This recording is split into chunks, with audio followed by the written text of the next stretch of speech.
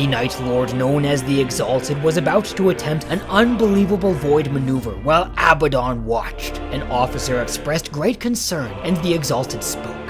"The War Master is watching, mortal, and so am I. I do not care about overhauling the attitude thrusters, nor the slaves that will die in the repairs. A coronous dive, as close as this vessel can come to such a maneuver, timed with weapons fire from the 3 named ships. Do it now."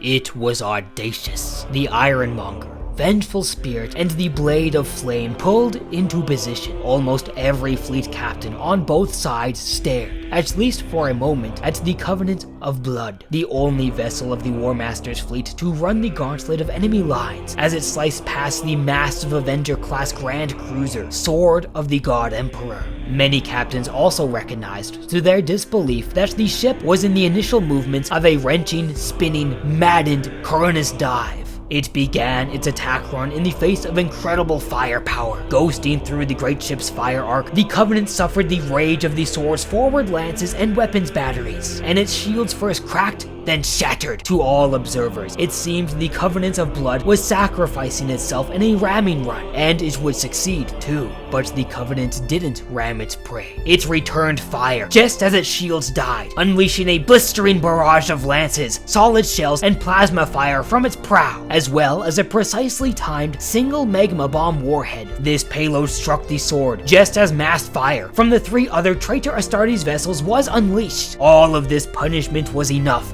barely, to achieve the Exalted's desires. The colossal Sword of the God Emperor, pride of Battlefleet cried, flagship of Lord Admiral Valiant Arventar, no longer shimmered behind an invincible screen of rippling energy. Its shields were down. The Exalted was not a fool. He knew his attack had inflicted no real damage to the enemy flagship, beyond temporarily overloading its shields. They would be back online within moments. The Covenant of Blood veered sharper than a cruiser of its size had any right to do, throwing itself into a potentially terminal rolling dive alongside and past the Grand Cruiser. The bladed spear of a vessel roared down into its dive, taking secondary fire from the Sword's broadsides as it plunged past. A single volley from the mighty Imperial flagship pounded the Covenant's port weapons batteries into nothingness. Halfway through its plunge, the Exalted felt that one perfect moment of connection with the battle.